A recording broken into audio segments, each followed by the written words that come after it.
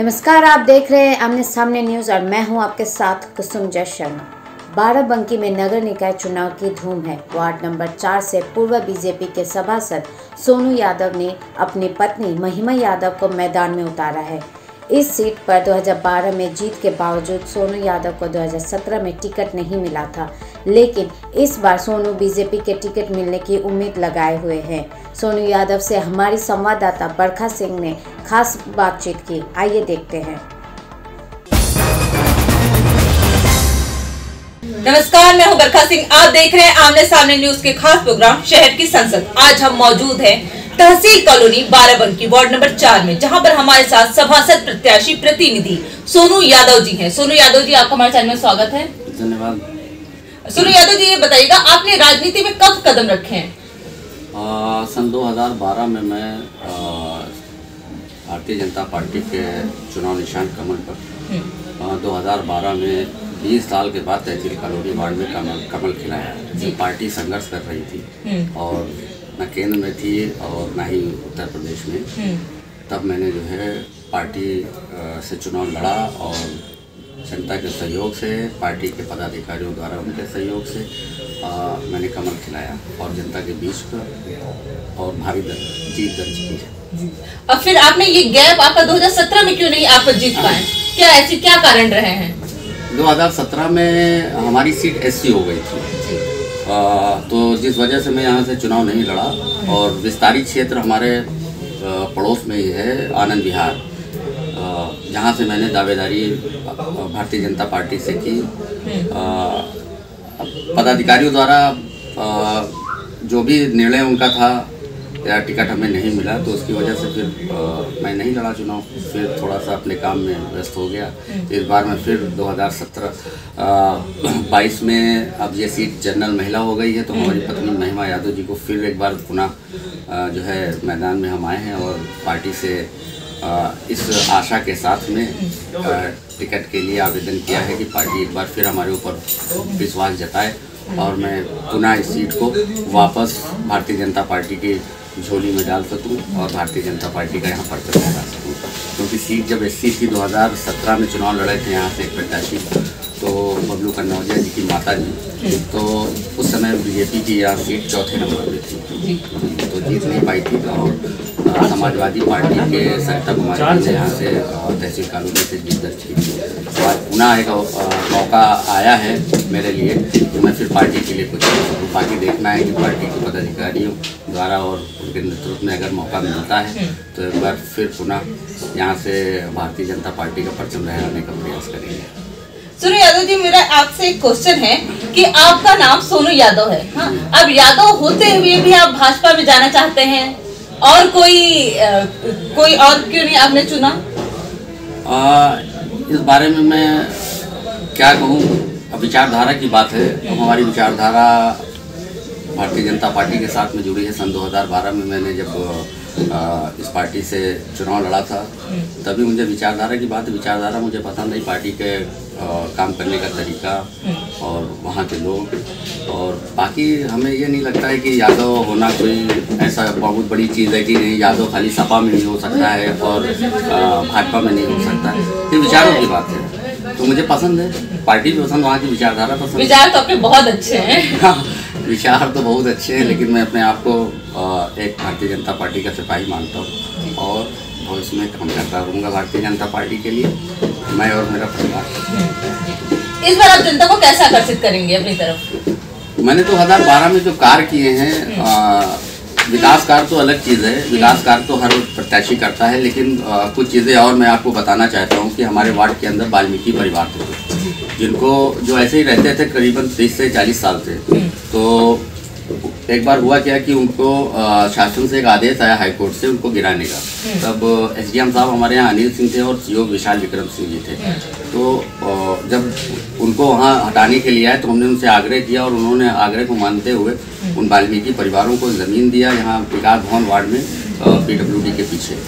तो बहुत से ऐसे कार्य हैं जिनको मैं शायद अभी आपको गिना नहीं सकता हूँ। तो ये एक अटैचमेंट है हमारी जनता के साथ में और कोई राजनीतिक हमारा उनसे रिलेशन नहीं है। मतलब आप सेवा रूप में ये सब कार्य करते हैं? जी, सेवा रूप में। और फिर चाहे वो तहसील स्तर का हो या पुलिस का मामला हो या किसी गरीब का आवास की बात हो या उसके जो भी दुख दर्द है, मैं उसको अपने साथ मान के चलिए कि मैं बांटने की कोशिश करता हूँ। आपको क्या लगता है ये जो इस टाइम मौजूदा सभासद हैं उनसे आप बेहतरीन कार्य कर सकते हैं? मैं अपने आप को बेहतर नहीं कहता हूँ, क्योंकि बेहतर कहना और किसी को ना बेहतर कहना, किसी की बुराई करना मेरा वो किरदार नहीं है। मैं क्या कर रहा हूँ मुझे ये देखना चाहिए कि मैं कितना बेहतर कर सकता हूँ आपके लिए या अपनी जनता के लिए या अपने लोगों के लिए, वो माने रखता। बाकी जवाब जनता देगी। ऐसे लोगों की शिकायतें रहती हैं कि नालियां नहीं बनी हैं, जल भराव है, सड़कें नहीं बने, तो इस पे आप जनता को कैसे संतुष्ट करेंगे? देखिए, अब तो खैर अब ये नहीं कह सकते कहीं जल भराव की स्थिति या नाली की या गंदगी की, लेकिन संतुष्ट करने की बात है कि अब अच्छे से अच्छा, बेहतर से बेहतर 100% देने का प्रयास मेरा हमेशा रहा। 2012 में जब संसाधन की कमी थी उस समय भी मेरा ये प्रयास रहता था कि मैं ज़्यादा से ज़्यादा सुविधाएं अपनी जनता तक पहुंचाऊं और उनके काम आ सकूं और उनका कोई भी काम पेंडिंग में ना रहे, चाहे वो जन्म प्रमाण पत्र हो या मृत्यु प्रमाण पत्र हो या और भी चीज़ें हो। मैं जनता को ज़्यादा से ज़्यादा उनके सुविधाएँ देने का प्रयासरत हमेशा रहा हूँ, रहूँगा। मैं सभासद हूँ या ना हूँ। आपने कोई रूपरेखा तैयार की है विकास के क्षेत्र में?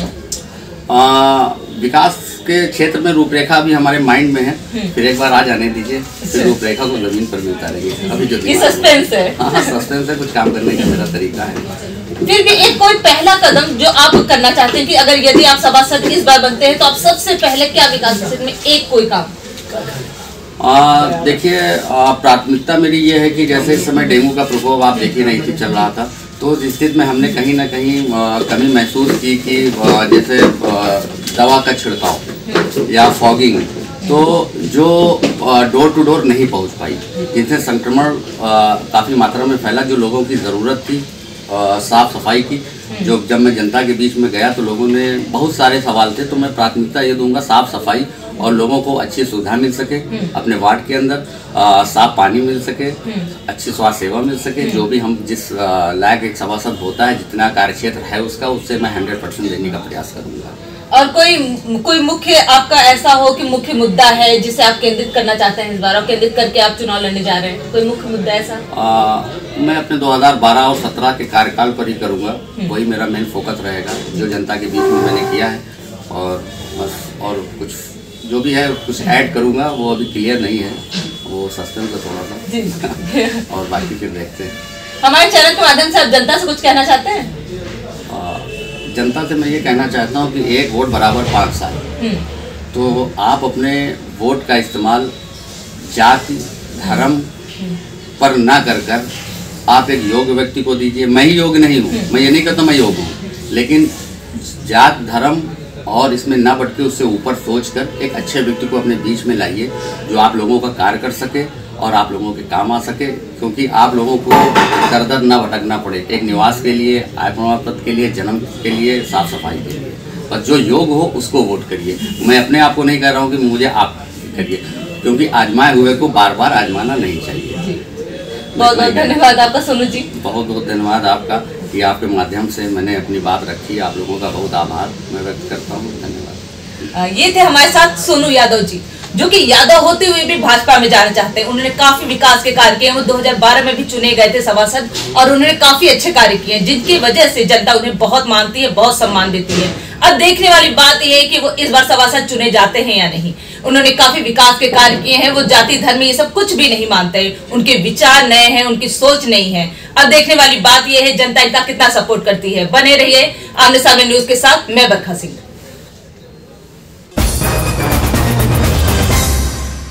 2012 में जीत के बावजूद 2017 में बीजेपी से टिकट न मिलने का मलाल सोनू यादव को है, लेकिन इस बार उनको भरोसा है कि बीजेपी उनको टिकट देगी और वो ये सीट जीत भी जाएंगे। अब देखना ये है कि क्या सोनू यादव को बीजेपी टिकट देगी या नहीं, और अगर देती है तो वो सीट को निकाल पाएंगे या नहीं। बने रहिए हमारे साथ और देखते रहिए आमने सामने न्यूज़।